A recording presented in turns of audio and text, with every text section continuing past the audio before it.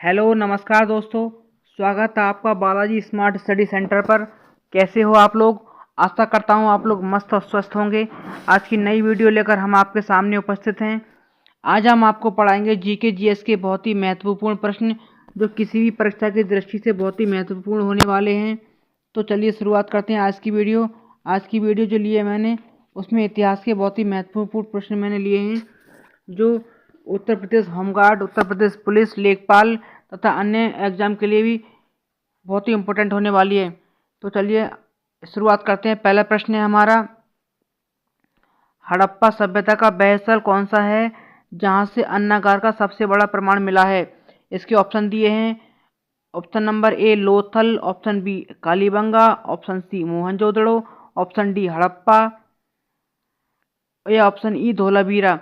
तो हड़प्पा सभ्यता का कौन सा स्थल है जहां से अन्नागार का सबसे बड़ा प्रमाण मिला है? क्या आंसर होगा इसका? इसका होगा ऑप्शन नंबर डी, हमारा बिल्कुल सही आंसर होगा हड़प्पा। हड़प्पा सभ्यता का हड़प्पा ही वह स्थल है जहां से अन्नागार का सबसे बड़ा प्रमाण मिला है। आइए चलते हैं नेक्स्ट प्रश्न की ओर। अगला प्रश्न है, ऋग्वेद में सभा और समिति का संबंध किससे था? तो ऋग्वेद में सभा समिति का संबंध ऑप्शन नंबर सी जनसभा और राजनीतिक संस्था से था। चलते हैं नेक्स्ट प्रश्न की ओर। अगला प्रश्न है, मेगास्थनीज की पुस्तक का क्या नाम है? बहुत ही सरल और बहुत ही आसान प्रश्न है और बहुत ही पूछे जाने वाला प्रश्न है। तो मेगास्थनीज की पुस्तक का नाम इंडिका था। ऑप्शन नंबर ए हमारा सही आंसर होगा। आइए चलते हैं नेक्स्ट प्रश्न की ओर। अगला प्रश्न है हमारा, गुप्त काल में स्वर्ण किसका नाम था?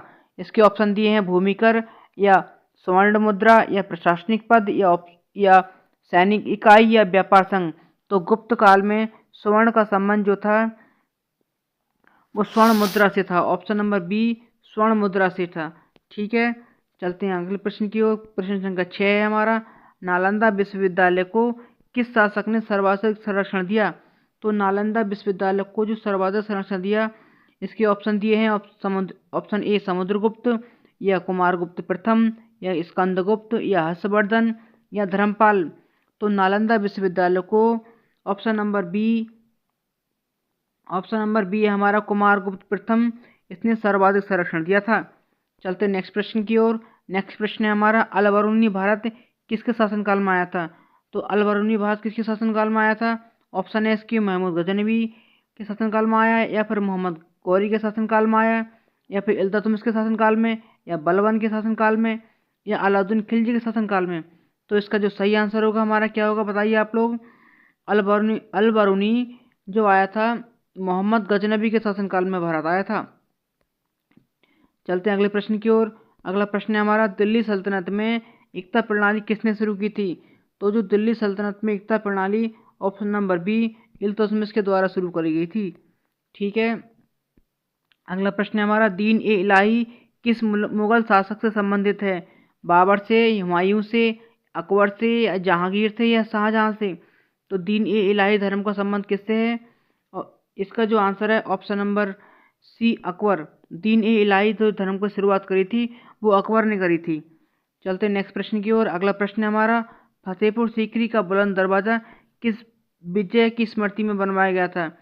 काबुल विजय या गुजरात विजय या बंगाल विजय या मेवाड़ विजय या मालवा विजय। तो इसका जो सही आंसर होगा गुजरात विजय हमारा बिल्कुल सही आंसर होगा। ठीक है, चलते हैं नेक्स्ट प्रश्न की ओर। शिवाजी की राजस्व व्यवस्था को क्या कहा जाता था? बहुत ही प्रश्न इंपॉर्टेंट है ये। शिवाजी की राजस्व व्यवस्था को चौथ या सरदेशमुखी कहा जाता था। तो ऑप्शन नंबर बी इसका हमारा सही आंसर होगा। ठीक है दोस्तों, चलते हैं हम नेक्स्ट प्रश्न की ओर। अगला प्रश्न है हमारा, स्थायी बंदोबस्त किसने लागू किया था? बहुत ही इंपॉर्टेंट क्वेश्चन है। स्थायी जो बंदोबस्त किसने लागू किया था? इसके ऑप्शन है वारेन हस्टिंग, ऑप्शन बी है लॉर्ड कॉर्नवालिस, ऑप्शन सी है Dalhousie, option D Wellesley, option E Hastings द्वितीय। तो इसका जो सही आंसर होगा हमारा ऑप्शन नंबर बी कॉर्नवालिस ने स्थायी बंदोबस्त को लागू किया था। आइए चलते हैं नेक्स्ट प्रश्न की ओर। नेक्स्ट प्रश्न है हमारा, 1857 के विद्रोह में कानपुर का नेतृत्व किसने किया था? ऑप्शन ए Begum Hazrat Mahal, option number B Kunwar Singh, option number सी Nana Saheb, option number D Tatya तोपे, ऑप्शन नंबर ई खान बहादुर खान। तो 1857 के विद्रोह में कानपुर का जो नेतृत्व किया था, ऑप्शन नंबर सी, नाना साहेब ने किया था। ठीक है, आइए चलते हैं नेक्स्ट प्रश्न की ओर। अगला प्रश्न है हमारा, भारतीय राष्ट्रीय कांग्रेस की पहली महिला अध्यक्ष कौन थी? बहुत ही इंपॉर्टेंट क्वेश्चन है। तो क्या बताएंगे आप लोग? इसके ऑप्शन दिए हैं, option number A Annie Besant, option number B Sarojini Naidu, option number C Nellie Sengupta, option D Vijay Lakshmi Pandit, या ऑप्शन ई कमला नेहरू।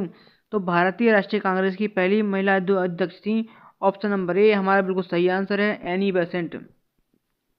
अगर आपसे सवाल में पूछा जाए भारतीय राष्ट्रीय कांग्रेस की पहली भारतीय महिला अध्यक्ष कौन थी, तो वो थी हमारी सरोजिनी नायडू। ठीक है, तो इस क्वेश्चन में हमें कंफ्यूजन नहीं होना है। इस क्वेश्चन का जो आंसर होगा option number A Annie Besant. आइए चलते हैं अगले प्रश्न की ओर। अगला प्रश्न है हमारा, कैबिनेट मिशन भारत कब आया था? तो बताइए आप लोग, कैबिनेट मिशन भारत कब आया था? ऑप्शन नंबर सी इसका सही आंसर होगा, 1946 में कैबिनेट मिशन भारत आया था। प्रश्न संख्या 16 की ओर चलते हैं। भारत छोड़ो आंदोलन के समय वायसराय कौन था? लिनलिथगो, बेविल, या माउंटबेटन, या इरविन, या डफरिन। तो भारत छोड़ो आंदोलन के समय जो वायसराय था, ऑप्शन नंबर ए हमारा सही आंसर है, लिनलिथगो। ठीक है, चलते हैं अगले प्रश्न की ओर। प्रश्न संख्या 17, सिंधु घाटी सभ्यता में बंदरगाह का प्रमुख स्थल कौन सा था? ऑप्शन ए है Ropar, option B Lothal, option C Banawali, option D Rakhigarhi, या ऑप्शन ई चन्हूदड़ो। तो इसका सही आंसर क्या होगा हमारा? लोथल हमारा बिल्कुल सही आंसर है, ऑप्शन नंबर बी हमारा बिल्कुल सही आंसर। ठीक है, चलते हैं अगले प्रश्न की ओर। अगला प्रश्न है हमारा, राज तरंगिणी के लेखक कौन है? बहुत ही इंपॉर्टेंट क्वेश्चन है, राज तरंगिणी के लेखक कौन है? तो राज तरंगिणी के जो लेखक हमारे, ऑप्शन नंबर ए कल्हड़ बिल्कुल सही आंसर है। चलते हैं नेक्स्ट प्रश्न की ओर। अगला प्रश्न है, विजयनगर साम्राज्य की स्थापना किसने की? एक से एक इम्पोर्टेंट क्वेश्चन आ रहा है, आपकी परीक्षा की दृष्टि बहुत ही महत्वपूर्ण है, कृपया करके इसे ध्यान से सुनिए। तो विजयनगर साम्राज्य की स्थापना किसने की? ऑप्शन नंबर बी हमारा सही आंसर है, हरिहर बुक्का ने विजयनगर साम्राज्य की स्थापना की थी। चलते हैं नेक्स्ट प्रश्न की ओर। साइमन कमीशन का विरोध किस नारे से किया गया था? तो साइमन कमीशन का जो विरोध किया गया था, ऑप्शन नंबर सी साइमन गोबैक के नारे से किया गया था। चलते हैं नेक्स्ट प्रश्न की ओर। नेक्स्ट प्रश्न है हमारा, इल्तुतमिश ने किसे अपना उत्तराधिकारी घोषित किया था? Option number A Ruknuddin Firoz को, option number B Razia Sultan को, option number C Nasiruddin Mahmud को, या ऑप्शन डी बलबन को, या ऑप्शन ई कुतुबुद्दीन ऐबक को। तो इल्तुतमिश ने अपना उत्तराधिकारी रजिया सुल्तान को घोषित किया था, ऑप्शन नंबर बी बिल्कुल सही आंसर। आइए चलते हैं नेक्स्ट प्रश्न की ओर। प्रश्न संख्या हमारा 22 है, आईन अकबरी के लेखक कौन है? आईन अकबरी के लेखक कौन है? अबुल फजल आईन अकबरी के लेखक हैं, ऑप्शन नंबर बी हमारा बिल्कुल सही आंसर होगा। चलते हैं नेक्स्ट प्रश्न की ओर। अगला प्रश्न है हमारा, तृतीय बौद्ध संगति कहाँ आयोजित हुई? तो तृतीय बौद्ध संगति जो आयोजित हुई, ऑप्शन नंबर सी पाटलिपुत्र में हुई थी। ठीक है, चलते हैं नेक्स्ट प्रश्न की ओर। अगला प्रश्न है हमारा, विजयनगर साम्राज्य की स्थापना किसने की? रिपीटेड क्वेश्चन है, विजयनगर साम्राज्य की स्थापना हरिहर बुक्का ने की थी, ऑप्शन नंबर ए हमारा बिल्कुल सही आंसर है। चलते हैं अगले प्रश्न की ओर। अगला प्रश्न है हमारा, स्थायी बंदोबस्त कब लागू हुआ था? तो इसका सही आंसर क्या होगा? इसके ऑप्शन दिए हैं, स्थायी बंदोबस्त कब लागू हुआ था, 1785 में, या 1793 में, या 1802 में, या 1813 में, या 1773 में। तो इसका सही आंसर क्या है? ऑप्शन नंबर बी 1793 में हमारा स्थायी बंदोबस्त लागू हुआ था। कब? 1793। चलते हैं नेक्स्ट प्रश्न की ओर। अगला प्रश्न है हमारा, हड़प्पा सभ्यता में सबसे बड़ा स्थल कौन सा है? तो हड़प्पा सभ्यता में जो सबसे बड़ा स्थल है वो है, ऑप्शन नंबर डी हमारा सही आंसर है, राखीगढ़ी। ठीक है, चलते हैं नेक्स्ट प्रश्न की ओर। अगला प्रश्न है, चोल प्रशासन में ग्राम सभा को क्या कहा जाता था? तो चोल प्रशासन में ग्राम सभा को उर कहा जाता था, तो ऑप्शन नंबर सी हमारा सही आंसर है, क्या कहा जाता था? उर कहा जाता था। चलते हैं नेक्स्ट प्रश्न की ओर। अगला प्रश्न है हमारा, पानीपत का प्रथम युद्ध किस वर्ष हुआ? बहुत ही इंपॉर्टेंट क्वेश्चन है हमारा, इसके लिए स्टार मार्क कर लीजिए। पानीपत का प्रथम युद्ध कब हुआ था हमारा? ऑप्शन नंबर ए हमारा बिल्कुल सही आंसर है, 1526 में। चलते हैं नेक्स्ट प्रश्न की ओर। किस मुगल शासक ने जजिया कर पुनः लगाया था? तो ऑप्शन नंबर सी हमारा इसका सही आंसर होगा, औरंगजेब ने जज्जे अकबर को पुनः लगा दिया था। आइए चलते हैं अगले प्रश्न की ओर। अगला प्रश्न है हमारा, भारत छोड़ो आंदोलन किस वर्ष शुरू हुआ था? तो भारत छोड़ो आंदोलन किस वर्ष शुरू हुआ था?